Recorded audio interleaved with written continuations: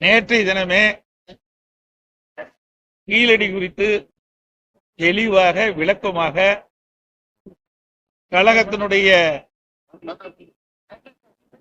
ஒலிபரப்பு துணை செயலாளர் அவர்கள், முன்னாள் அமைச்சர் திரு பாண்டியராஜன் அவர்கள் விளக்கமாக கீழடி அகழ்வு ஆய்வு குறித்து தெளிவான பதிலை கொடுத்துருக்கோம்.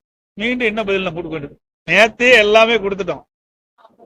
மாண்புமிகு அம்மா இருக்கின்ற பொழுது என்னென்ன நடவடிக்கை எடுத்தாங்க, அம்மா மறைவுக்கு பிறகு அம்மாவுடைய அரசு கீழடி அகழ்வு ஆய்வு ஆராய்ச்சியில் எப்படியெல்லாம் ஈடுபடுத்தப்பட்டது என்ற விளக்கத்தை நேற்றைய தினமே தெரிவிக்கப்பட்டு பத்திரிகையிலும் செய்தி வந்துவிட்டது, ஊடகத்திலும் செய்தி வந்தது.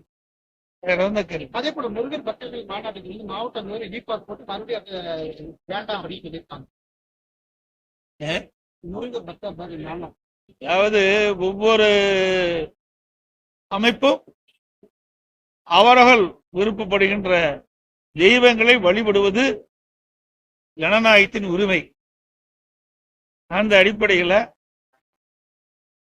ஜனநாயக நாட்டில் அவர்கள் விரும்புகின்ற கடவுள்களை இன்றைக்கு மாநாட்டின் மூலமாக அந்த அமைப்பை சேர்ந்தவர்கள் அங்கே மதுரையிலே மிகப்பெரிய மாநாட்டு நடத்துகின்றார்கள். அதற்கு எங்களுடைய வாழ்த்துக்கள். ஆங்கிலம் பேசுபவர்கள் வெக்கப்படும் காலம் விரைவில் வரும் அவருடைய கருத்து சொல்லியிருக்க கருத்து சொல்லியிருக்க. ஒவ்வொருத்தருக்கும் ஒரு கருத்து உண்டுங்க. கருத்தின் அடிப்படையில் ஒவ்வொருத்தரும் ஒரு கருத்து கழிச்சுக்கலாம். தாய்மொழி என்பது முக்கியம் என்று சொல்லியிருக்கிறார். அனைவருக்கும் தாய்மொழி என்பது மிக மிக முக்கியம். அந்த தாய்மொழிக்கு கொடுக்கின்ற முக்கியத்துவத்தை விட ஆங்கிலத்துக்கு அதிகமாக முக்கியத்துவம் கொடுக்கின்ற என்ற பொருள்படதான் அவர் சொல்லியிருக்காரு.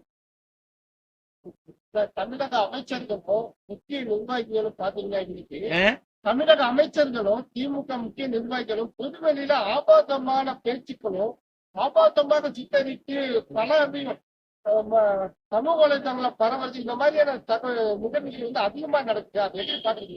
நாங்க ஏற்கனவே இது குறித்து கண்டன அறிக்கை வெளியிட்டுட்டேன். பத்திரிகையில வந்துட்டு ஊடகத்திலையும் வந்துட்டுது. இன்னைக்கு திராவிட முன்னேற்ற கழகத்தை பொறுத்த வரைக்கும் மக்களிடத்துல மிகப்பெரிய கொந்தளிப்பு ஏற்பட்டிருக்கின்றது. மக்களோட ஆட்சி தமிழகத்தில் நடைபெற்றுக் கொண்டிருக்கின்றது. அதையெல்லாம் மறைப்பதற்காக, மடைமாற்றம் செய்வதற்காக இப்படி கேலி சித்திரங்களை வெளியிடுவது, அவதூறு செய்திகளை வெளியிடுவது வாடிக்கையாக கொண்டே இருக்கின்றார்கள். இதற்கெல்லாம் 2026 சட்டமன்ற தேர்தலிலே மக்கள் அவர்களுக்கு தக்க தண்டனை வழங்குவார்கள். சுகாதாரம் ஒரு மிக முக்கியமானது. உடல் ஆரோக்கியத்திற்கு மிக மிக அவசியமானது. அதை பாரத பிரதமர் அவர்கள் முன்னிருந்து நடத்துகிறார். அதற்கு வாழ்த்துக்கள்.